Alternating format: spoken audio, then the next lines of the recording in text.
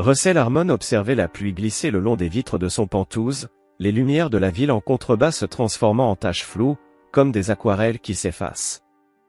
À 52 ans, il se tenait droit, tendu comme un prédateur prêt à bondir.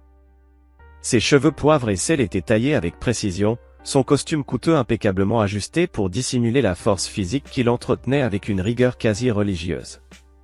Aux yeux du monde, il était un architecte de génie, un homme parti de rien pour ériger Harmon Design en l'une des agences les plus prestigieuses de la côte ouest. Mais ce que peu savaient, c'est que depuis 6 ans, une fureur glaciale, méthodique, l'animait, l'alimentait, le consumait en silence. Son téléphone vibra. Un message de Dominique, son spécialiste en sécurité personnelle. Mise à jour de la surveillance. Envoi des fichiers en cours. L'ordinateur portable de Russell émit une alerte. Un email venait d'arriver. Il l'ouvrit, défila à travers une série de photos. Vanessa, son ex-femme, sortant de sa Mercedes. Son amant devenu mari, Lawrence Paxton, l'accompagnant dans leur maison au bord du lac. Et son fils, Nathaniel, désormais âgé de 22 ans, arrivant à son appartement universitaire. Les images étaient datées d'il y a moins d'1 heure. Depuis 6 ans, Russell observait chacun de leurs mouvements. Il avait appris leurs habitudes, leurs points faibles, leurs secrets. Il n'avait rien manqué de leur vie, pas une seule respiration, alors que le croyait reparti de zéro après un divorce qui lui avait arraché la moitié de sa fortune, et temporairement, sa réputation. « Monsieur Harmon ?» La voix de son assistante résonna dans l'interphone. « Thomas Westfield est ici pour vous voir. »« Faites-le entrer », répondit Russell en fermant les fichiers de surveillance. Thomas entra. Un homme massif, ancien militaire, désormais chargé des opérations les plus sensibles de Russell. « C'est confirmé. Paxton a pris contact avec Diaz hier. » Russell resta impassible. Mais ses yeux s'assombrirent. Alors, il passe à l'action. Il semblerait. Il y a eu un transfert d'argent, d'après ce qu'on a pu recueillir. Il prévoit quelque chose pour la remise de diplôme de Nathaniel le mois prochain. Russell acquiesça lentement. Alors, nous devons accélérer le calendrier. Contacte Simone. Dis-lui qu'on active immédiatement le protocole chimère. Cela avance tout de 3 semaines, fit remarquer Thomas. Il m'y force, répondit Russell en se retournant vers la fenêtre. Ils comptent utiliser mon fils contre moi, Thomas. Une erreur qu'ils ne vivront pas assez longtemps pour regretter. Thomas s'éclipsa. Russell s'approcha du coffre-fort. Il en sortit un journal en cuir. À l'intérieur, des plans méticuleusement détaillés. Des scénarios, des contre-scénarios, peaufinés pendant des années. Ce n'était pas un chef-d'œuvre d'architecture, mais un plan de destruction, précis et implacable. Il ouvrit à la page marquée du nom de Nathaniel. Son fils venait à peine de terminer le lycée lorsque le divorce avait éclaté, brutal. Il avait choisi de vivre principalement avec sa mère. Malgré la distance, Russell avait conservé un lien avec lui. Mais au fil du temps, le garçon s'était éloigné, lentement, insidieusement, empoisonné par les murmures venimeux de Vanessa. Pourtant, le sang restait le sang. Et Russell ne l'avait jamais quitté des yeux. Son téléphone sonna. Une sonnerie spécifique, celle de Nathaniel. « Papa. Je voulais juste m'assurer que tu viendras bien à ma fête de remise de diplôme le mois prochain. » Russell perçut l'hésitation dans sa voix. « Je ne raterai ça pour rien au monde. »« Tout va bien ? » ?»« Oui, juste un peu stressé par les examens. Maman est à fond dans les préparatifs de la fête. »« Je n'en doute pas, » répondit Russell, le ton neutre. « On se voit la semaine prochaine pour dîner. »« Oui, à bientôt, papa. » L'appel se termina. Russell fixa le téléphone un long moment. Son fils lui cachait quelque chose. La tension dans sa voix était une alerte silencieuse. Il retourna à son journal et nota quelque chose à côté du nom de Nathaniel. Quel que soit le jeu que Vanessa et Lawrence menaient, ils y avaient entraîné son fils. Et rien que pour ça, Russell s'assurerait que leur chute soit totale, définitive. Dehors, la pluie redoubla. Le tonnerre roulait à travers le ciel, tel un bombardement lointain. Russell esquissa un sourire. C'était toujours pendant les tempêtes qu'il donnait le meilleur de lui-même. Et pendant des années, des rumeurs sur leurs pratiques douteuses avaient circulé. Le léger écarquillement des yeux de Vanessa confirma les soupçons de Russell. « Depuis combien de temps » exigea-t-il.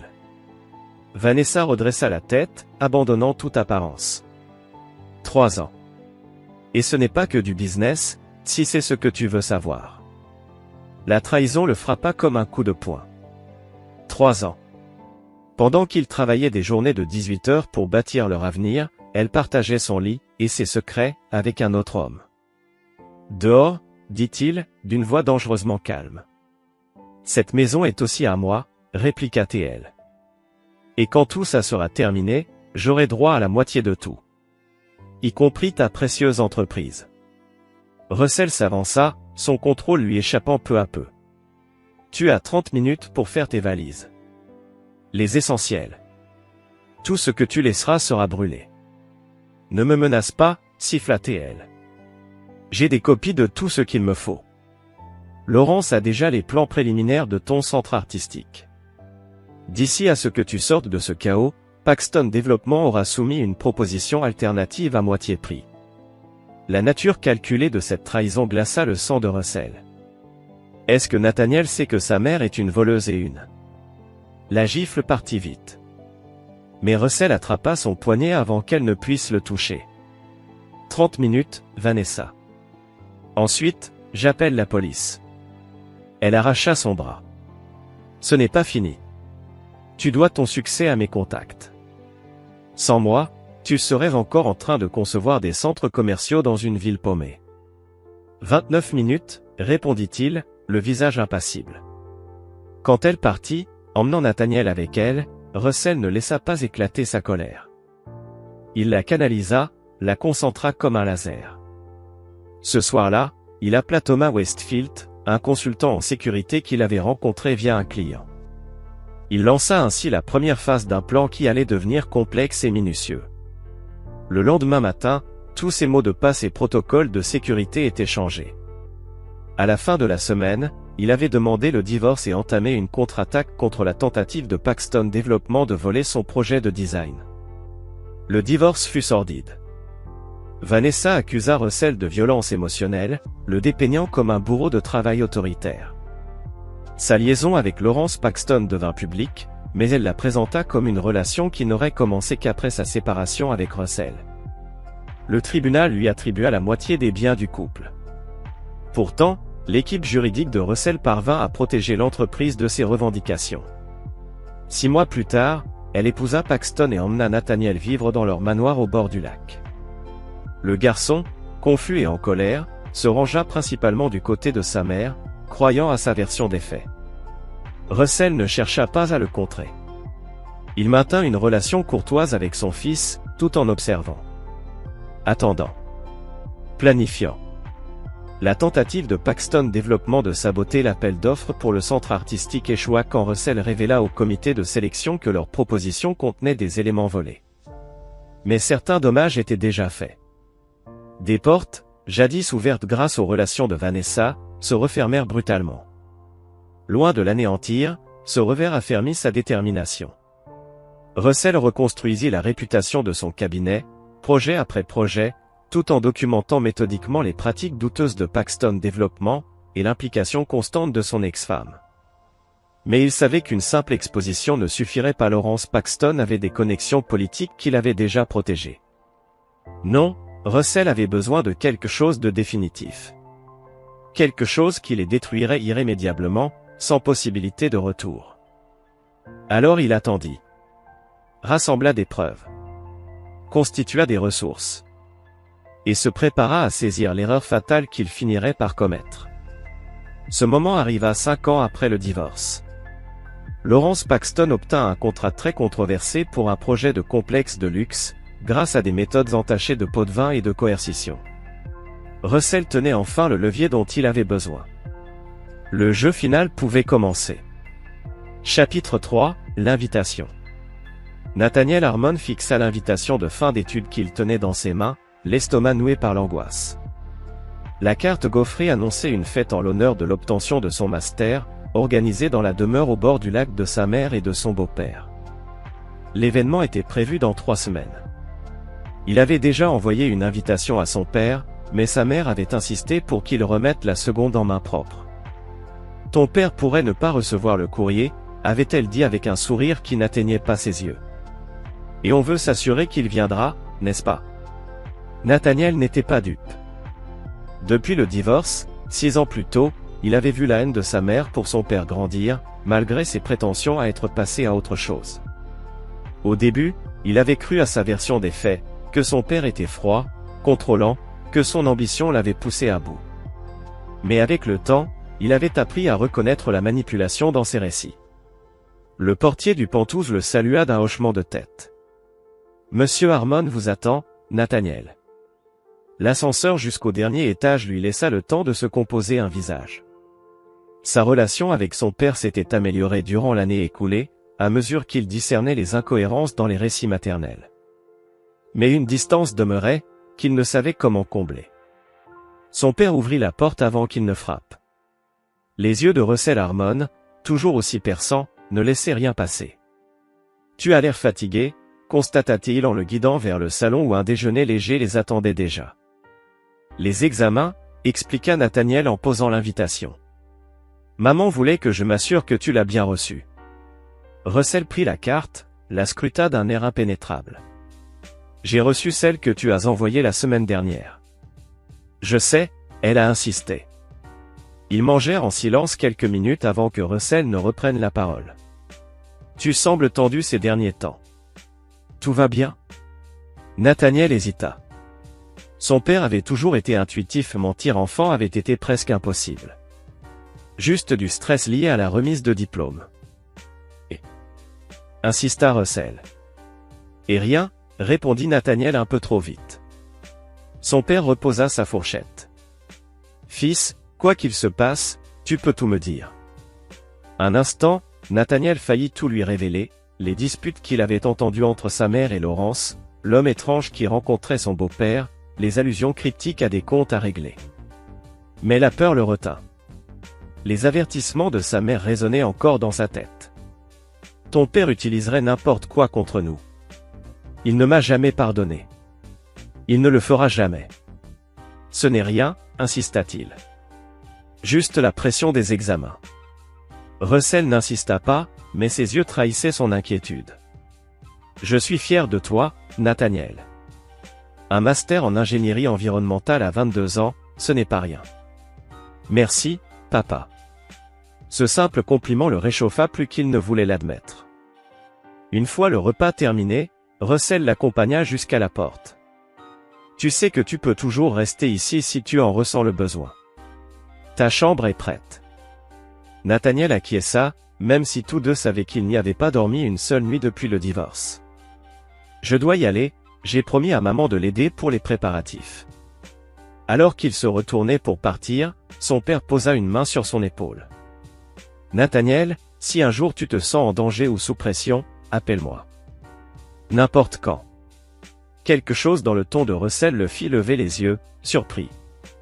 Pourquoi je me sentirais en danger? Juste l'inquiétude d'un père, répondit-il. Ma porte est toujours ouverte. En s'éloignant de l'immeuble, Nathaniel ne put s'empêcher de penser que son père en savait plus qu'il ne le laissait entendre. Il jeta un coup d'œil dans son rétroviseur, s'attendant presque à voir quelqu'un le suivre. Mais la rue était vide. De retour dans son Penthouse, Russell examina de plus près l'invitation. Le papier épais dissimulait une infime épaisseur dans un coin. À l'aide d'un coupe-papier, il fendit délicatement le bord, et en retira un minuscule dispositif de traçage, pas plus gros qu'un grain de riz. Des amateurs, murmura-t-il. Il plaça le dispositif dans une petite boîte métallique sur son bureau, puis envoya un message à Thomas. Ils deviennent négligents. Amène Simone pour dîner ce soir. La réponse ne tarda pas. 19h, elle a des mises à jour. Russell esquissa un sourire. Vanessa l'avait toujours sous-estimé. Utiliser leur fils comme messager à son insu, c'était exactement le genre d'erreur qu'il attendait. La fête de fin d'études était clairement un piège. Mais il ne savait pas qu'il s'avançait dans le sien. Il ouvrit son ordinateur portable et lança un programme affichant une modélisation 3D du domaine de Paxton, au bord du lac. Chaque pièce, chaque entrée et chaque mesure de sécurité avait été méticuleusement détaillée, le fruit de plusieurs années de surveillance et de collecte de renseignements. Russell zooma sur la terrasse arrière donnant sur le lac, là où allait se dérouler la cérémonie de remise des diplômes. Des lignes de vue parfaites. Plusieurs points d'accès. Une couverture minimale par les caméras de sécurité de la propriété. Si Vanessa et Laurence voulaient orchestrer leur coup final à cet endroit, ils n'auraient pas pu choisir un meilleur lieu, du moins, pour les objectifs de Russell. Son téléphone vibra, un message provenant d'un numéro non répertorié. Diaz a recruté 2 autres anciens militaires. Armés. Il ne se contentait donc pas d'une simple tentative de discrédit ou de ruine financière. Il voulait sa mort. Un calme glacial s'installa en Russell. Il s'y était attendu. Il s'y était préparé. Mais avoir la confirmation qu'ils étaient prêts à aller aussi loin, au risque d'exposer Nathaniel au danger, raffermit sa détermination. Il répondit simplement. Mettre en œuvre le protocole chimère. Tous les éléments en place d'ici la remise des diplômes.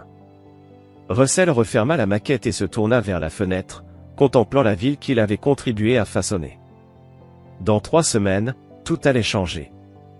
Dans 3 semaines, Vanessa et Laurence allaient découvrir le vrai sens du mot vengeance. Chapitre 4, Lien de sang. Nathaniel n'arrivait pas à dormir. Le chalet au bord du lac lui semblait oppressant, malgré ses vastes pièces et sa vue panoramique. Assis sur son lit, il faisait tourner son téléphone entre ses mains, hésitant à appeler son père. La conversation qu'ils avaient eue cet après-midi-là l'avait profondément troublé. Un coup frappé à la porte le fit sursauter. Sa mère entra sans attendre de réponse, une habitude qu'elle avait gardée depuis qu'il était enfant. Vanessa Paxton était impeccable, même à minuit. Sa robe de soie tombait parfaitement sur sa silhouette fine. « Tu es encore réveillé, mon chéri ? Inquiet pour la cérémonie ?» Elle s'assit à côté de lui et caressa ses cheveux, comme elle le faisait autrefois. « Je pense juste, » répondit-il en se reculant légèrement. Elle remarqua ce retrait. « Tu as vu ton père aujourd'hui ?» dit-elle. Ce n'était pas une question. Mais Nathaniel répondit quand même. « Oui. J'ai remis l'invitation, comme tu l'avais demandé. » « Et comment était-il » demanda-t-elle d'un ton léger, mais avec un regard scrutateur. « Comme toujours. Inquiet pour mes examens. » Il resta vague, ne souhaitant pas entrer dans les détails de leur échange. Vanessa sourit. Il a toujours été doué pour les apparences. Ton père pouvait avoir l'air préoccupé tout en planifiant ma chute. Elle lui tapota le genou. Je ne t'ai jamais tout dit sur notre divorce, Nathaniel. Je voulais te protéger. Maman, ça fait 6 ans. Je n'ai pas besoin. Il m'a menacé, coupa-t-elle, sa voix se durcissant. Quand je lui ai dit que je partais, il a juré de me détruire. De t'arracher à moi. De ne me laisser que des ruines. Si j'ai pu obtenir quelque chose dans le règlement, c'est uniquement parce que j'avais des preuves de ces menaces. Nathaniel fronça les sourcils.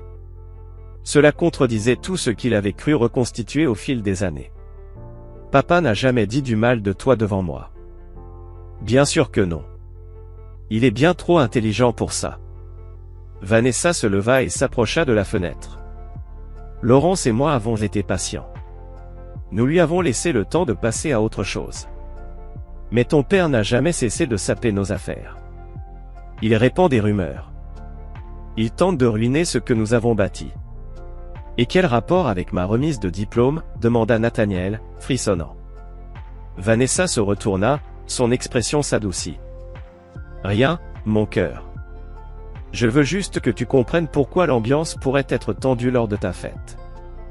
Laurence et ton père doivent régler quelques affaires. C'est tout. Elle l'embrassa sur le front avant de quitter la pièce.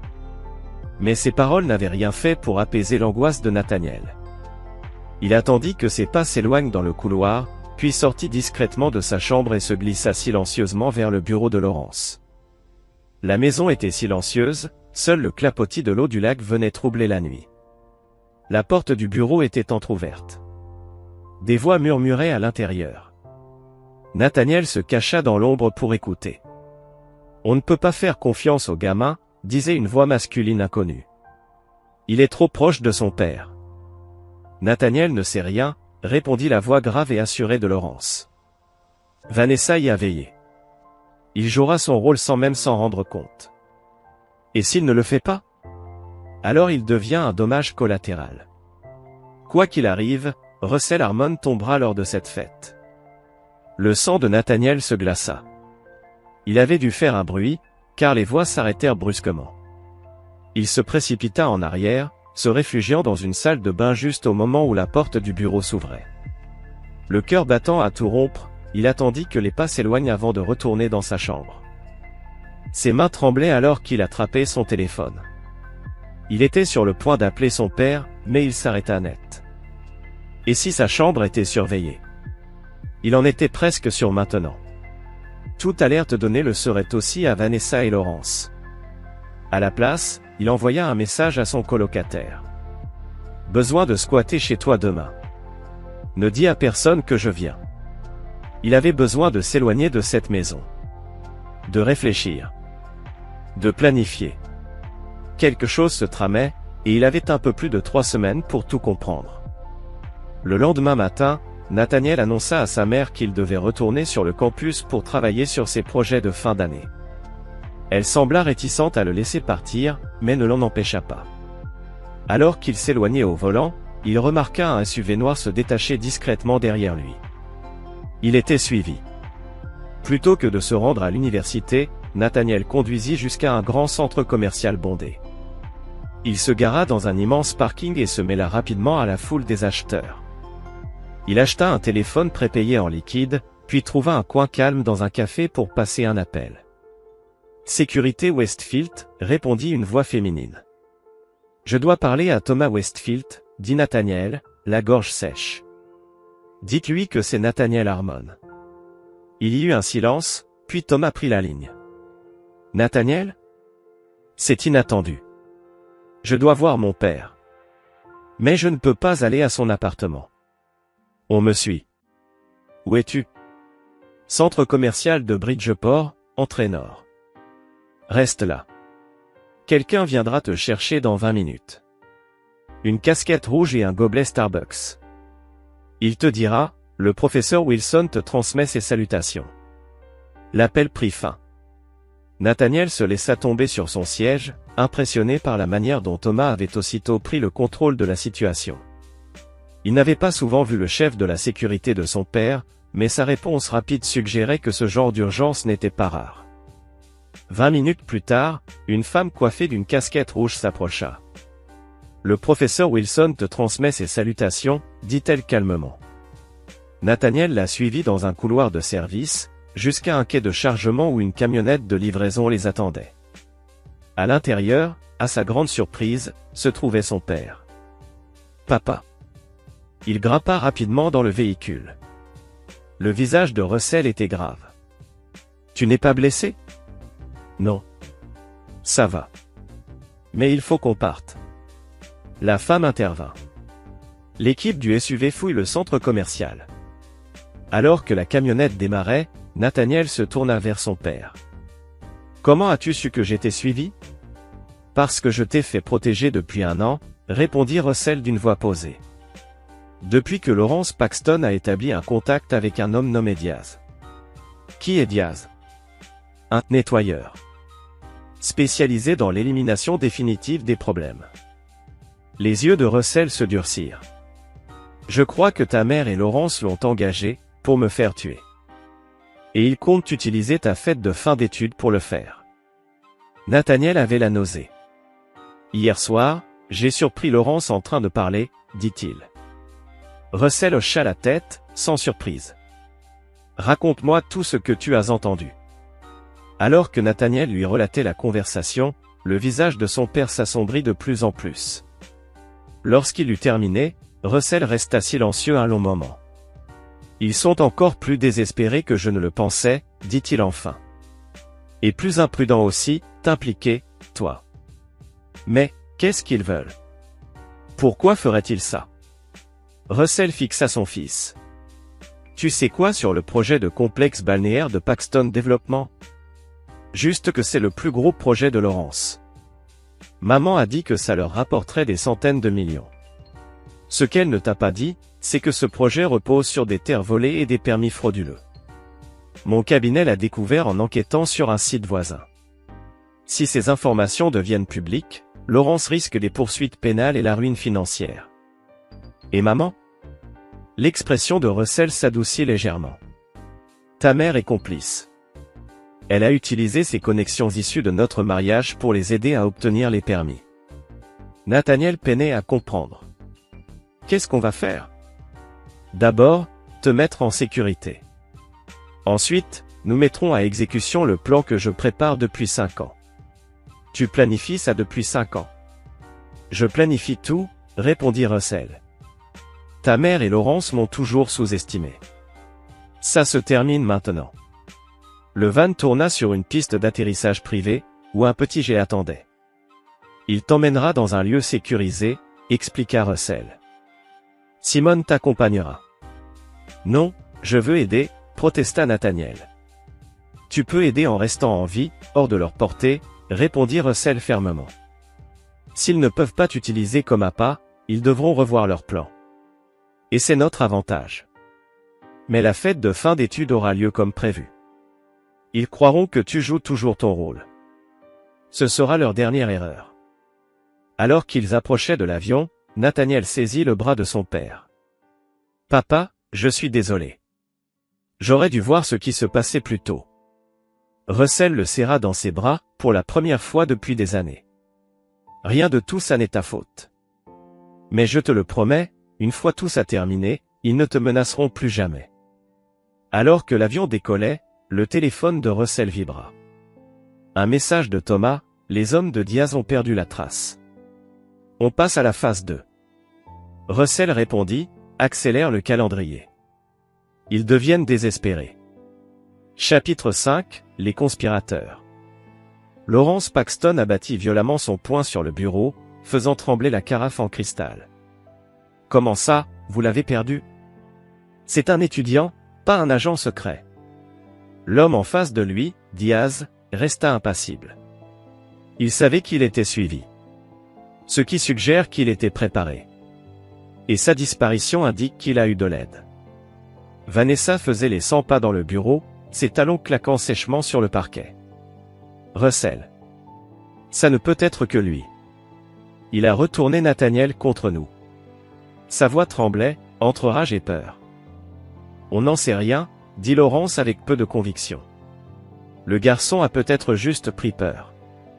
Il a pu surprendre quelque chose. Dans tous les cas, il est compromis, déclara Diaz d'un ton sec. Il faut ajuster le plan.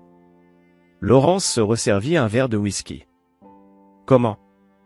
Tout repose sur le garçon, pour attirer Russell à la fête. Il viendra quand même, déclara Vanessa avec une soudaine certitude. Même s'il sent un piège, il ne pourra pas résister à l'envie de nous confronter. C'est dans sa nature. Il a besoin de gagner. De dominer.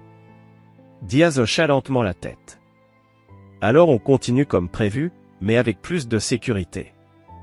J'ajouterai 2 hommes. Une fois Diaz parti, Vanessa s'effondra sur le canapé en cuir. Tout s'écroule, Laurence. Si Russell a monté Nathaniel contre nous? Ça ne change rien, coupa Laurence. En fait, c'est peut-être mieux ainsi. Si le garçon n'est pas là, moins de risques de dommages collatéraux. Russell vient à la fête, nos hommes s'occupent de lui, et on est libre. Le projet Océancide continue, et on ne vit plus dans la peur. Vanessa n'était pas convaincue. Tu ne connais pas Russell comme moi. Il ne tombe pas dans les pièges, il les tend. C'est un architecte, pas un cerveau criminel, ricana Laurence. Et il est seul. Nous avons des ressources. Des connexions. Lui aussi, le prévint Vanessa. Ne le sous-estime pas. Quand je suis parti, Il m'a dit quelque chose, ce n'était pas une menace, mais une promesse. Il a dit, tu ne le verras pas venir. Mais quand ce sera là, tu sauras pourquoi. Laurence vint s'asseoir à côté d'elle, lui prenant les mains. Écoute-moi. Russell essaie de nous faire tomber depuis des années. Et il a échoué. Oui, il a découvert des irrégularités dans les permis du projet Oceanside. Mais sans preuve, ce ne sont que des spéculations. Après la fête, il ne sera plus un problème. Vanessa se blottit contre lui, trouvant un peu de réconfort dans sa confiance. Je veux juste que ce soit fini. Arrêtez de regarder par-dessus mon épaule. Ce sera bientôt le cas, promit Laurence en l'embrassant sur le front. Très bientôt. Dans un hôtel à l'autre bout de la ville, Diaz retrouvait son équipe désormais composée de 5 hommes, tous issus de milieux militaires ou de la sécurité privée. La situation a changé, leur expliqua-t-il. Le fils est hors jeu, peut-être en lien avec le père. Ça complique notre mission. Le garçon était notre garantie, nota l'un des hommes. On s'adapte, répondit Diaz d'un ton froid. Harmon viendra quand même à la fête. Son orgueil l'en empêchera pas. Quand il arrivera, Coleman et Peters l'escorteront jusqu'au pavillon du port pour une conversation privée avec Paxton. C'est là qu'on s'en occupe. Et s'il ne se laisse pas faire?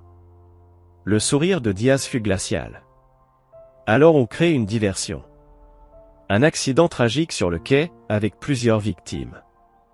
Tellement dommage, pendant une fête de fin d'études. Les hommes acquiescèrent, comprenant l'implication. Les dommages collatéraux étaient acceptables tant que la cible principale était éliminée. Encore une chose, ajouta Diaz. Je veux des patrouilles autour du périmètre de la propriété dès maintenant. Si Harmon prépare quelque chose, je veux le savoir. Alors que son équipe se dispersait, Diaz resta assis à la table, contemplant une photo de Russell Harmon. Il y avait quelque chose dans ses yeux qui le dérangeait. Une intelligence froide, calculatrice. Le regard d'un homme toujours en avance de plusieurs coups. Pour la première fois de sa carrière, Diaz ressentit une pointe d'incertitude. Il la chassa aussitôt. Peu importe à quel point Russell Harmon pouvait être rusé, il ne pouvait pas prévoir une balle. Pendant ce temps, dans un complexe sécurisé à 200 mètres de là, Nathaniel faisait les 100 pas dans la maison d'hôte, confortable mais clairement fortifiée, où son père l'avait envoyé. Simone, sa protectrice assignée, le surveillait d'un air professionnel. « Je dois rester ici combien de temps ?» demanda-t-il. « Jusqu'à ce que ton père ait réglé la situation, » répondit-elle calmement. « Et comment il compte faire ça ?» insista Nathaniel. « Ma mère et Laurence veulent le tuer, et lui, il va juste aller à leur fête ?» Le visage de Simone resta neutre, mais une lueur passa dans ses yeux. « Ton père se prépare à cette confrontation depuis des années, Nathaniel. Fais-lui confiance. Il sait ce qu'il fait. » Ce n'est pas une réponse, répliqua-t-il, frustré. C'est la seule que je sois autorisé à te donner. Elle consulta sa montre. Thomas va appeler bientôt avec une mise à jour. Il pourra peut-être apaiser tes inquiétudes. Nathaniel s'affala sur le canapé. Je devrais être là. Je devrais l'aider. Tu l'aides déjà, dit Simone, sa voix s'adoucissant légèrement. En restant ici, en sécurité, tu élimines leur principal moyen de pression. Ton père peut maintenant agir sans craindre pour ta vie. Le téléphone sécurisé sur la table se mit à sonner. Et Simone répondit en mettant le haut-parleur. Nous sommes là, Thomas. La voix de Nathaniel Thomas résonna clairement. Ton père m'a demandé de te faire un point. La situation évolue comme prévu. Diaz a renforcé la sécurité à la maison du lac, mais nos contre-mesures sont en place. Quelles contre-mesures ? demanda Nathaniel. Qu'est-ce que mon père prépare ? Il y eut un silence, puis Thomas répondit. Je ne peux pas divulguer les détails de l'opération. Mais je peux te dire ceci, ton père a passé des années à documenter les activités illégales de ta mère et de Laurence. Il a des preuves de corruption, de fraude au permis, et de conspiration en lien avec la station balnéaire d'Oceanside. Assez pour les envoyer en prison pour des décennies. Alors pourquoi ne pas simplement aller voir les autorités ? demanda Nathaniel. Parce que Laurence a trop de connexions dans les forces de l'ordre, expliqua Thomas. Les tentatives précédentes pour exposer des opérations similaires ont été étouffées. Ton père avait besoin d'une approche plus définitive. Nathaniel sentit un frisson lui parcourir l'échine. Il ne va pas les tuer, pas vrai? Non, dit Thomas d'une voix ferme. Mais une fois que tout sera terminé, ils auraient préféré qu'il l'ait fait. L'appel prit fin, laissant Nathaniel avec encore plus de questions que de réponses. Il se tourna vers Simone. Mon père, qu'est-ce qu'il fait exactement? Je veux dire, je sais qu'il est architecte, mais tout ça, dit-il en désignant l'enceinte sécurisée autour d'eux, ce n'est pas normal. Simone le regarda un instant. Ton père est un homme qui se prépare à toute éventualité. Quand ta mère l'a trahi, il a canalisé sa douleur dans la création de systèmes, un réseau de personnes loyales, de ressources, d'informations, qui lui permettraient de protéger ce qui lui est cher. Elle fit une pause. Tu comptes pour lui, Nathaniel. Bien plus que tu ne l'imagines. Nathaniel encaissa cette révélation, à la fois réconforté et troublé par l'ampleur des opérations secrètes de son père. Et la fête de remise des diplômes sera l'aboutissement de 6 années de patience et de planification, ajouta Simone. Le début d'un nouveau chapitre pour vous deux. Chapitre 6 Les fantômes du passé. 3 jours avant la fête de remise des diplômes. Russell rencontra son équipe principale dans une salle de conférence sécurisée, sous son cabinet d'architecture. Étaient présents, Thomas Westfield, chef de la sécurité, la docteure Eleanor Vance, psychologue comportemental qui l'avait aidé à cerner les schémas de Vanessa et Laurence, et l'agent fédéral Colin Reed, dont l'implication non officielle avait été cruciale. Nos sources internes confirment que Diaz a cet homme positionné autour de la propriété, rapporta Thomas en projetant un hologramme du chalet au bord du lac. 2 à chaque voie d'accès, 2 en patrouille sur le terrain, et Diaz lui-même reste proche de Laurence et des dispositifs. Tout est en place, demanda Russell. Oui, confirma Thomas. Le système de surveillance installé il y a 6 mois lors des rénovations est pleinement opérationnel. Nous avons des yeux et des oreilles dans chaque pièce. Russell hocha la tête, puis se tourna vers la docteure Vance. Votre évaluation? La psychologue consulta ses notes.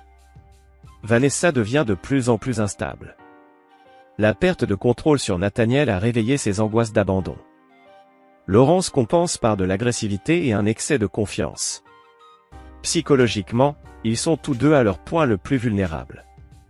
Parfait, murmura Russell. Et vous, Colin? L'agent Reed sembla mal à l'aise.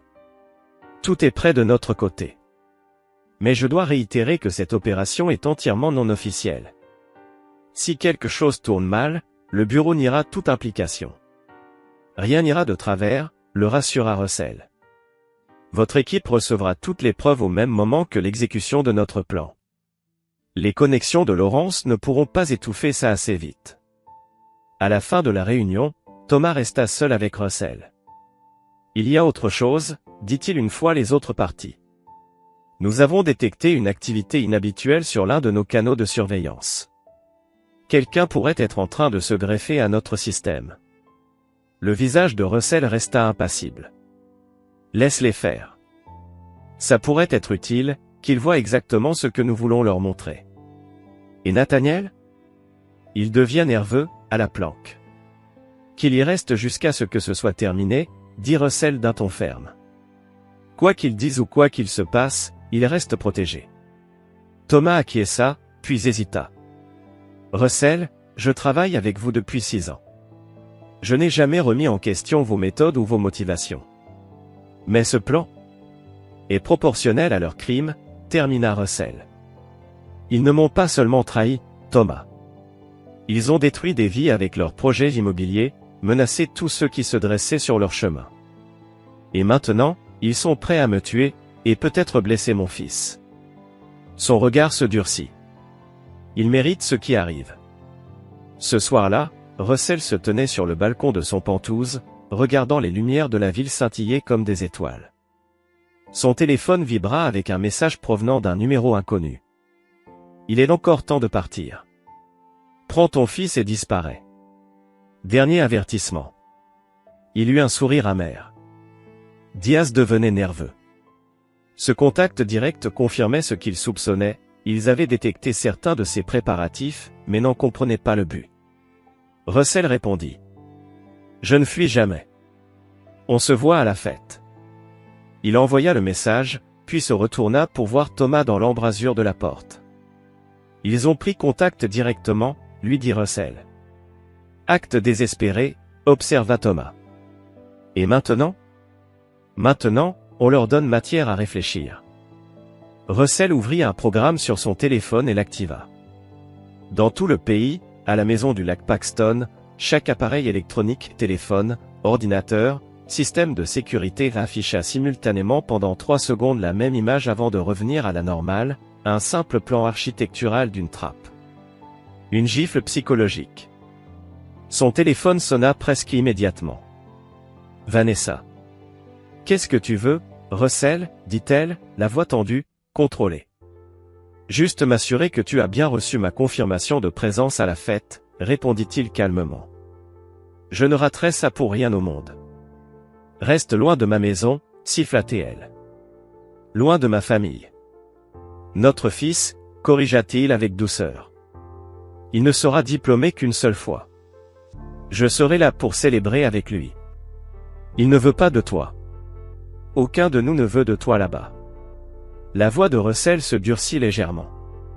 Et pourtant, c'est toi qui as insisté pour une invitation personnelle. Décide-toi, Vanessa. Il y eut un silence. Puis elle reprit, avec une voix différente. Plus douce. Presque suppliante. Russell, s'il te plaît. Ne faisons pas ça. Peu importe ce que tu crois savoir ou ce que tu prépares. On pourrait en parler. Pour Nathaniel. C'était une performance magistrale. Il y a 6 ans, cela aurait pu l'émouvoir. Stratégie intéressante, commenta-t-il. Passer des menaces aux appels émotionnels. C'est le Dr Stevens qui a suggéré ça? Il a toujours aimé la méthode de la carotte et du bâton. Le souffle coupé de Vanessa confirma ses soupçons. Le Dr Stevens avait été leur conseiller conjugal, et visiblement, il l'a coaché à nouveau.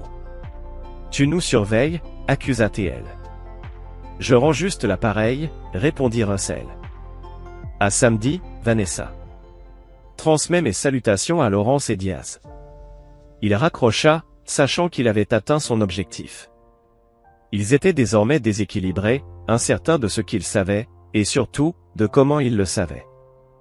Et ce qu'il comptait faire de ces informations? Thomas lança à Russell un regard interrogateur. Est-ce bien prudent? Est-ce vraiment nécessaire? Russell corrigea. J'ai besoin qu'il soit réactif, pas proactif. Quand les gens ont peur, ils commettent des erreurs. Le lendemain, les rapports de surveillance confirmèrent l'effet de la guerre psychologique menée par Russell. Laurence et Diaz avaient passé des heures à fouiller la maison à la recherche de micros, ne trouvant que les leurs que Russell voulait précisément qu'ils trouvent. Vanessa s'était disputée avec Laurence à propos de l'annulation de la fête, mais il avait refusé, insistant sur l'importance de sauver les apparences. Pendant ce temps, Diaz avait renforcé la sécurité, portant son équipe à 10 hommes. La maison du lac était désormais une véritable forteresse, avec des gardes armés à chaque entrée. Ils s'attendent à une attaque frontale, annonça Thomas en montrant les images de vidéosurveillance à Russell. Diaz a posté ses hommes pour repousser une équipe d'assaut. Russell esquissa un sourire. Et ce, tout en se rendant complètement vulnérable à ce qui arrive réellement. Il se tourna vers Thomas. Lance la phase finale. Il est temps de ramener les fantômes à la maison. Thomas acquiesça, comprenant parfaitement la référence. Ils seront en position demain matin. Tu es sûr de cette partie du plan? Absolument, confirma Russell. Détruire Laurence et Vanessa ne suffit pas. Je veux qu'ils comprennent pourquoi ils sont détruits. Je veux qu'ils fassent face à tous ceux qu'ils ont un jour blessés. Le lendemain matin, la veille de la fête de remise des diplômes, 5 voitures de luxe arrivèrent au portail principal du domaine des Paxton. Les agents de sécurité se retrouvèrent face à des hommes et femmes parfaitement vêtus, porteurs d'invitations apparemment officielles à un brunch de pré-remise de diplôme. Déconcertés, les gardes appelèrent la maison. Laurence, tout aussi confus, demanda immédiatement ce qu'il se passait. Mais lorsqu'il réalisa que les invitations étaient des faux, les visiteurs avaient déjà été autorisés à entrer et avançaient dans l'allée. Russell observait la scène à travers le système de vidéosurveillance. Laurence et Vanessa sortirent sur les marches du manoir, leurs expressions passant de la confusion à la stupeur lorsqu'ils reconnurent leurs invités, inattendus. Les anciens propriétaires du complexe balnéaire que Laurence avait exproprié de manière frauduleuse. L'inspecteur environnemental qui avait été soudoyé pour falsifier les rapports. La conseillère municipale dont la carrière avait été détruite après avoir osé s'opposer au projet immobilier. Et le journaliste, dont l'enquête accablante sur les projets Paxton avait été enterrée lorsque Laurence avait menacé sa famille. Chacun de ces fantômes du passé se tenait maintenant devant eux, silencieux et accusateurs. Laurence fut le premier à réagir. Que signifie tout cela? Vous êtes sur une propriété privée. Vous êtes en train de violer la loi. L'un des anciens propriétaires, un vieil homme appuyé sur une canne, s'avança. Nous avons reçu des invitations. Très officielles. Quelque chose à propos de réparer le passé. Sortez d'ici. Gronda Laurence. Tous. Avant que je ne vous fasse expulser. Ce serait imprudent, répondit calmement le journaliste en levant son téléphone. Toute cette scène est diffusée en direct. Comment cela serait-il perçu, hein? Le grand Lawrence Paxton faisant expulser des anciens propriétaires âgés de leur ancienne maison. Comme par magie, un hélicoptère de presse apparut dans le ciel. Le visage pâle, Vanessa toucha le bras de Laurence. « Fais les entrées, murmura-t-elle. On ne peut pas faire de scandale. Pas maintenant. » La mâchoire crispée, Laurence força un sourire. « Bien sûr. Entrez, je vous en prie. Il doit y avoir eu un malentendu sur la date. » Tandis que les fantômes étaient introduits à contre-cœur à l'intérieur, Russell se tourna vers Thomas. « Parfait. Maintenant, ils seront totalement absorbés par cette situation pendant que nous finalisons les préparatifs. »« Et demain ?» demanda Thomas. Le regard de Russell devint glacial. « Demain, justice. » Chapitre 7 – La fête de remise des diplômes. Le jour de la fête de remise des diplômes de Nathaniel se leva sous un ciel clair et éclatant.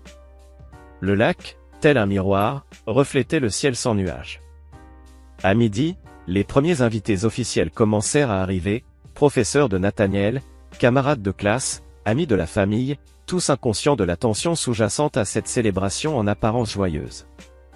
Russell arriva à 13h précise, vêtu d'un costume impeccable, dissimulant un gilet pare-balles ultra léger. Il présenta son invitation au garde de sécurité, qui la vérifia sur la liste avant de le laisser passer à contre-cœur. La terrasse au bord du lac avait été transformée, tente blanche, composition florale, un quatuor à cordes jouait doucement en fond. Des serveurs passaient avec du champagne et des canapés. Aux yeux d'un observateur, il ne s'agissait que d'une famille fière célébrant la réussite de leur fils. Russell parcourut la foule, repérant aisément les hommes de Diaz, malgré leurs efforts pour se fondre parmi les invités. Il accepta une coupe de champagne et traversa la réception en échangeant quelques politesses avec les professeurs de Nathaniel, tout en restant conscient des regards qui le surveillaient. Laurence fut le premier à le repérer. Son visage se crispa, mais il se reprit aussitôt et s'approcha avec un sourire forcé. « Russell. Tellement heureux que tu sois venu. »« Je n'aurais raté ça pour rien au monde, » répondit Russell sur le même ton hypocrite. « Même si j'ai remarqué que l'invité d'honneur est absent. » Le sourire de Laurence s'affaiblit légèrement. Nathaniel est en retard. Quelques préparatifs de dernière minute à l'université. Vanessa est allée le chercher. Un mensonge, évidemment. Russell savait exactement où se trouvait Nathaniel, toujours en sécurité au complexe, protégé par Simone. Mais il se contenta d'un hochement de tête. « J'ai hâte de le voir. » Laurence s'éloigna ensuite pour saluer d'autres invités. Russell aperçut alors les fantômes de la veille, désormais officiellement invités et disséminés dans la réception. Chacun portait un petit appareil déguisé en téléphone ou en montre du matériel d'enregistrement, apportant une surveillance supplémentaire. 2 heures passèrent. L'atmosphère restait en apparence festive, mais l'ambiance devenait de plus en plus lourde. Vanessa était revenue, sans Nathaniel. Elle affirma qu'il lui avait envoyé un message pour dire qu'il viendrait seul. Elle évitait Russell, se tenant à l'opposé de la terrasse, affichant un sourire étrange aux invités. Russell consulta sa montre. Presque l'heure. Son téléphone vibra une fois, le signal de Thomas. Tous les éléments étaient en place. Il se dirigea tranquillement vers la cabane à bateau, sachant que les hommes de Diaz signaleraient immédiatement ses mouvements. Comme prévu, Laurence apparut à ses côtés quelques minutes plus tard. « Belle vue, n'est-ce pas » demanda-t-il en désignant le lac. « Inoubliable » répondit Russell. Nathaniel a appris à nager depuis ce ponton. Vanessa est. Je l'ai formé moi-même. La mâchoire de Laurence se crispa. Le passé est révolu, Russell. Peut-être devrions-nous discuter de l'avenir, en privé. Il fit un signe en direction de la cabane au bord du lac. Montre le chemin, répondit Russell. Il suivit Laurence le long du sentier qui serpentait le rivage. La cabane était une structure moderne en verre et en cèdre, avec un quai couvert où le hors-bord de Laurence scintillait sous la lumière. Comme Russell s'y attendait, Diaz et deux de ses hommes les attendaient déjà à l'intérieur. Monsieur Harmon, salua Diaz avec un professionnalisme glacial. Merci d'avoir facilité les choses. Russell esquissa un léger sourire. Au contraire. Je rends les choses impossibles. Un éclair de confusion traversa le visage de Diaz, mais avant qu'il ne puisse répondre, son oreillette grésilla. Il y porta un doigt, écouta, et son expression changea du tout au tout, l'inquiétude remplaça le calme. Monsieur, dit-il à Laurence, nous avons un problème. Des agents fédéraux sont à la grille. Laurence pâlit. Qu'est-ce qui les a ralentis? Trop tard, répondit Russell avec calme. Ils sont déjà sur la propriété. Et avec eux, une équipe entière de l'Agence de protection de l'environnement, le bureau du procureur, et plusieurs journalistes, qui ont reçu des dénonciations anonymes au sujet de violations environnementales et de complots en vue d'un meurtre. Comme pour confirmer ces dires, des voix s'élevèrent de la maison principale, accompagnées du bruit sourd de véhicules lourds. Laurence se tourna vers Russell, son visage déformé par la rage. « Que as-tu fait ? J'ai simplement pris soin que les autorités compétentes reçoivent les preuves de tes crimes, répondit Russell. Les acquisitions illégales de terre pour la station balnéaire Océancide. Les rapports environnementaux falsifiés. Les pots de vin versés aux responsables de l'urbanisme.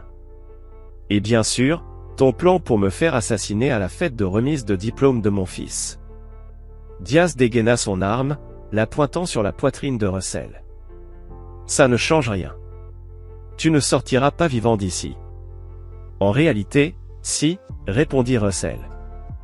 Parce que toute cette conversation est retransmise en direct aux agents fédéraux qui avancent sur ta propriété en ce moment même. La cabane est équipée de micros et de caméras depuis des mois. Me tuer ne ferait qu'ajouter un chef d'accusation de plus à la longue liste de crimes déjà retenus contre toi. Comme pour illustrer ses propos, une voix retentit à l'extérieur via un mégaphone. Ici le FBI. Le bâtiment est cerné. Sortez les mains en l'air. Diaz hésita, cherchant le regard de Laurence. Celui-ci réfléchissait à toute vitesse. C'est un bluff. Il ne peut rien prouver sur Océancide. Nous avons effacé toutes les traces. Vraiment, répondit Russell en sortant une clé USB de sa poche. Ta femme m'a aidé à voler tes plans, il y a 6 ans. Tu croyais sérieusement que je ne te rendrais pas l'appareil? Pendant que tu concentrais ta surveillance sur moi, mon équipe accédait à tes systèmes. Chaque email. Chaque échange. Chaque transaction financière. Tout a été documenté, vérifié. Laurence se jeta sur la clé, mais Diaz lui attrapa le bras. Non, c'est fini. Écoute ton homme de main, Laurence, conseilla Russell. Lui, il comprend ce que veut dire limiter les pertes. La porte de la cabane s'ouvrit brutalement. Les agents fédéraux s'engouffrèrent, armes au poing. Agents fédéraux. Les mains en l'air. Diaz posa lentement son arme au sol, les mains levées. Laurence, livide, fit de même. Un agent s'approcha de Russell. Tout va bien, demanda l'agent Reed. Parfaitement, répondit Russell. Pile à l'heure. Et Vanessa? Elle est en cours d'interpellation à la maison principale, confirma Reed. Avec plusieurs hommes de Diaz qui n'ont pas résisté. Russell sortit sur le quai, regardant vers la terrasse, désormais transformée en scène de crime. Les invités, interrogés par les autorités. Des agents escortaient les témoins, les fantômes du passé, les lanceurs d'alerte, les victimes vers des véhicules en attente. Son téléphone sonna. Nathaniel? Papa. Thomas m'a dit ce qui s'est passé. Tu vas bien? Je vais très bien, le rassura Russell. C'est terminé. Donc, ils vont aller en prison? Avec les preuves qu'on a recueillies, ils feront face à de nombreux chefs d'inculpation fédéraux. Ni l'argent ni les relations de Laurence ne les sauveront cette fois. Un silence. Puis Nathaniel. Je peux rentrer à la maison, maintenant? Russell sentit une tension en lui se dissiper, une tension qu'il portait depuis des années. Oui. C'est fini. Tu peux rentrer. Alors qu'il raccrochait, il aperçut Laurence escortée vers un véhicule du FBI. Leurs regards se croisèrent. Celui de Laurence était empli de haine. Ce n'est pas terminé, cracha-t-il. Tu crois avoir gagné. Mais tu n'as aucune idée de ce que tu viens de déclencher. Russell le regarda, impassible. Au contraire. Je viens simplement de terminer ce que toi, tu as commencé il y a 6 ans, quand tu as décidé de me voler ce qui m'appartenait. Il fit un pas en avant, la voix plus basse. Considère-toi chanceux. La prison est clémente, comparée à ce que je t'avais réservé. La menace flotta un instant dans l'air avant que les agents ne l'emportent. Russell resta sur le quai, observant l'activité autour de lui, non pas avec un sentiment de triomphe, mais de fermeture. Il avait accompli sa vengeance, savamment orchestrée depuis 6 ans, mais sans son fils à ses côtés, la victoire avait un goût amer. Derrière lui, une voix le tira de ses pensées. « Monsieur Harmon ?» Il se retourna. Une jeune agente, au regard grave, se tenait là. Il y a eu un développement à la maison principale. Vous devriez venir. Chapitre 8 Fils du père. Russell suivit l'agente jusqu'à la terrasse du lac, devenu le centre de commandement de l'opération interagence. Les invités regroupés pour interrogatoire. Des équipes fouillaient la maison. Reed l'attendait. « On a un problème », annonça-t-il d'emblée. « Quoi ?» Vanessa a disparu. Le masque de calme de Russell se fissura. « Comment est-ce possible ? Elle était en garde à vue. Elle a demandé à aller aux toilettes. L'agente l'ayant escortée a été retrouvée inconsciente. Vanessa s'est emparée de son arme et a franchi le périmètre. » Russell calcula à toute vitesse. Elle connaissait la propriété mieux que quiconque. Il y avait des tunnels souterrains. Il sortit un plan de son téléphone. Ici, ou là. Elle aurait pu les utiliser pour atteindre la route. Reed envoya des équipes, mais Russell savait que c'était probablement trop tard. Elle ne fuit pas. Elle prépare sa contre-attaque. Quel genre de contre-attaque ? Demanda Reed. La réalisation frappa Russell comme un coup physique. Nathaniel. Il appela Simone. Pas de réponse. Il essaya Thomas, qui décrocha immédiatement. Elle a disparu des radars, dit Thomas. Simone a manqué un point de contrôle. J'ai envoyé une équipe au refuge. Arrivé dans 10 minutes. Trop long, trancha Russell. Vanessa sait où il est. Elle nous surveillait mieux qu'on ne le pensait. Mais comment ? Parce que je l'ai sous-estimé, admit Russell, avec amertume. J'étais obsédé par Laurence, j'ai négligé ses propres ressources. Son téléphone vibra. Un numéro inconnu. Un message. Tel père, tel fils. Voyons ce que tu lui as appris sur la nage. Photo jointe, Nathaniel, inconscient, à l'arrière d'un véhicule. Simone, en arrière-plan, blessée à la tête. Russell montra l'image à Reed et Thomas. Elle l'emmène vers un plan d'eau. Mais pas ici. Trop évident. Le réservoir ? proposa Thomas. Ton ancien domaine, à l'ouest. La cabane de chasse. Exact. C'est isolé, accessible en bateau, et chargé d'émotions. Elle choisirait cet endroit. Reed formait déjà une équipe tactique, mais Russell secoua la tête. Trop lent. Elle a 30 minutes d'avance. Et ton plan? Demanda Reed. J'y vais seul. Elle veut moi, pas Nathaniel. Ce n'est plus une opération fédérale, là. Elle l'a rendue personnelle quand elle a pris mon fils. Vous pouvez suivre, mais je n'attendrai pas. Sans laisser place à d'autres objections, Russell se dirigea vers l'hélicoptère, Thomas sur ses talons. Je viens avec toi, dit Thomas. Ce n'était pas une demande. Russell acquiesça. Pas le temps de discuter.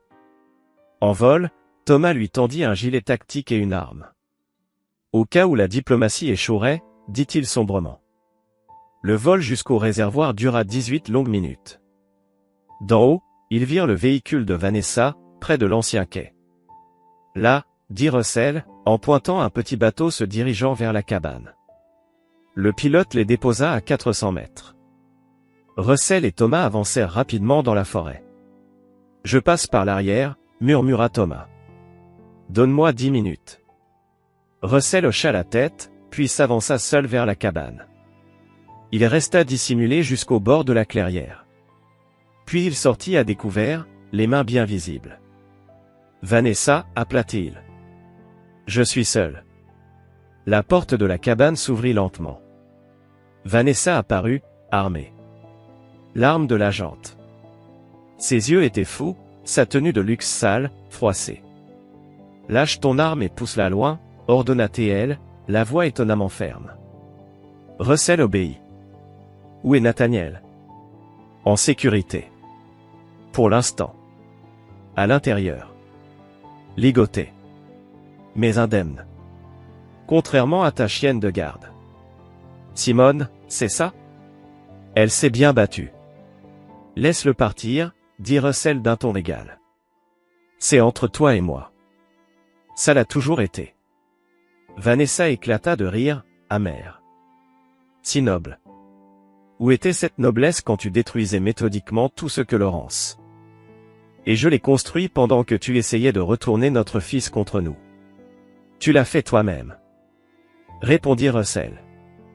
Je n'ai jamais menti à Nathaniel à ton sujet. Je n'en ai jamais eu besoin. Tes actes parlaient pour toi. Russell monta lentement sur le porche, gardant un contact visuel avec Vanessa. Elle pointa l'arme contre son dos et le poussa à l'intérieur. Nathaniel était ligoté à une chaise, bâillonné, les yeux grands ouverts. Simone gisait inconsciente, du sang dans ses cheveux. Russell s'avança, mais Vanessa le retint avec l'arme. Ne touche pas au lien. C'est quoi ton plan? Laurence est en garde à vue. Tes avoirs sont gelés. Il n'y a aucun scénario où tu gagnes. Seulement où tu perds. Tu vas tuer Nathaniel, me forcer à regarder, puis me tuer. Vanessa sourit froidement, tu comprends vite. Mais je veux que tu saches ce que tu as détruit. Tu m'as trahi, tu as comploté ma mort avec Laurence, et c'est moi le monstre. Tu me contrôlais. J'ai trouvé la paix avec Laurence, et tu l'as brisée. Tu réécris l'histoire pour justifier tes crimes. Je t'ai fait confiance, Vanessa. C'était mon erreur. À genoux. Ordonna-t-elle. Russell obéit. Excuse-toi auprès de Nathaniel pour l'avoir utilisé. Je l'ai protégé de toi. Vanessa pointa l'arme vers Nathaniel, mauvaise réponse. Russell bondit, lutta avec elle. Un coup partit, brisant une vitre. Ils se débattirent, elle réussit à orienter l'arme sur lui. Adieu, Russell. Un autre coup retentit. Vanessa chancela, touchée à la poitrine. Derrière elle, Nathaniel tenait une arme. Il l'avait récupérée sur Simone, après avoir réussi à se libérer. Nathaniel, mon bébé. Tu allais tuer mon père. Répondit-il. Elle s'effondra. Russell accourut vers son fils. Tu vas bien? Je l'ai tué. Tu m'as sauvé. Elle est peut-être encore en vie. Thomas entra, vérifia Simone. Elle survivra. Appelle les secours, sécurise le périmètre. Ordonna Russell. Il prit son fils dans ses bras. C'est fini. Je voulais te prévenir à ma remise de diplôme, je savais que quelque chose allait arriver. Et ce n'est pas ta faute. Les hélicoptères arrivèrent. Reed fit irruption, armé. Vous devrez témoigner demain. Mon fils a besoin de repos. Russell regarda Nathaniel. On affronte ça ensemble. Comme père, comme fils. 3 mois plus tard. Russell observait l'orage depuis son pentouse. Nathaniel, plongé dans ses livres, préparait son doctorat. Il avait refusé une aide psychologique, préférant gérer seul le traumatisme. Tu comptes accepter l'offre de Wilson?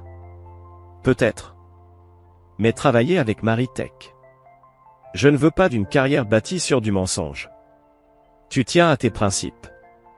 Des nouvelles de Reed? Laurence risque jusqu'à 20 ans. Vanessa est jugée inapte à comparaître. Tu l'as vu? Non. Russell lui montra des plans. Le terrain de l'Ocean Seed Resort va être vendu. Je veux en faire un centre de recherche marine. C'est ce que j'avais imaginé aussi. Justice poétique. Construisons-le ensemble. Ils regardèrent la pluie tomber. Cette nuit-là, quand je t'ai dit que ce n'était pas ma faute. J'avais peur. Je sais. Mais tu n'étais pas seul. Et tu ne le seras plus jamais. Hi, puppy. Any more puppies? Want to join me on my endeavors? This dog's gonna kill the Ender Dragon. One bite. One chomp on the dragon's pinky toe and it's over.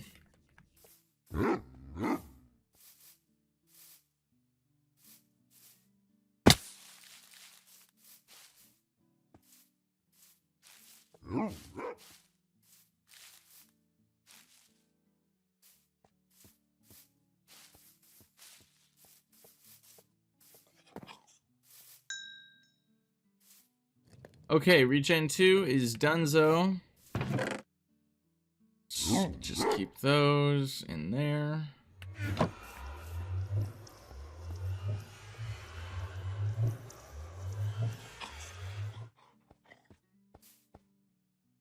Gonna lose it.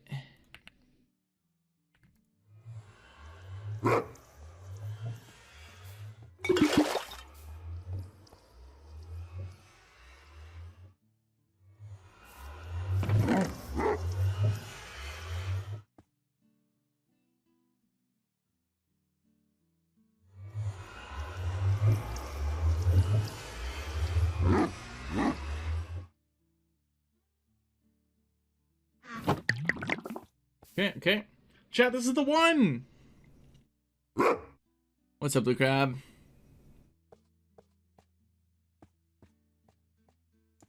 I think it's strength time.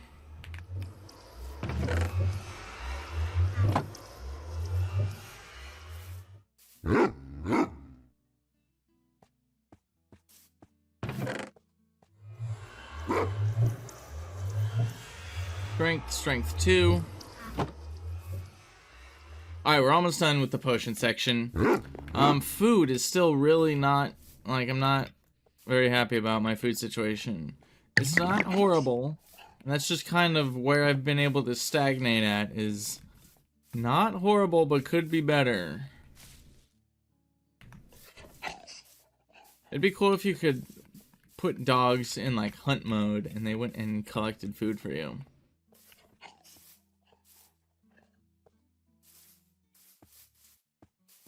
Maybe in Minecraft 2 they'll add that.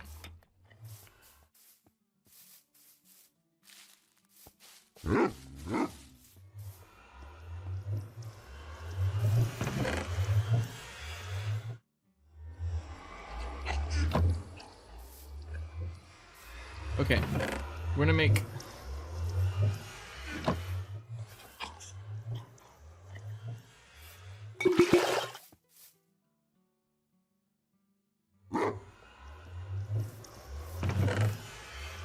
Make one more batch of health potions. But let's just go find some food right now, huh? What do you say, chat?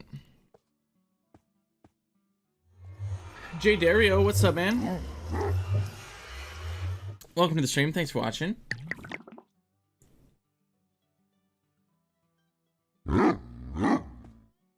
Alright, here's the deal. We need food. And we need to find a workforce and or gold. I'm at a bit of a loss because we've already gotten so much gold. Hey, yo, thank you for that follow. Appreciate it, man. My eyes are going crazy, dude.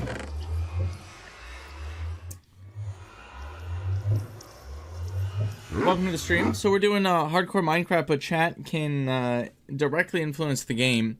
So there should be a button on your screen somewhere that says crowd control, a yellow button.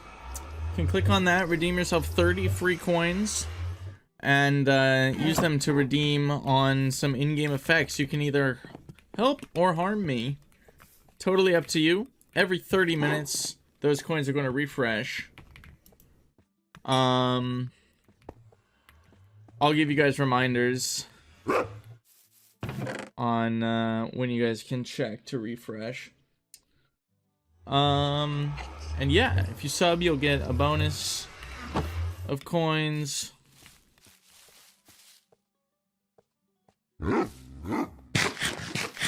you can also purchase coins directly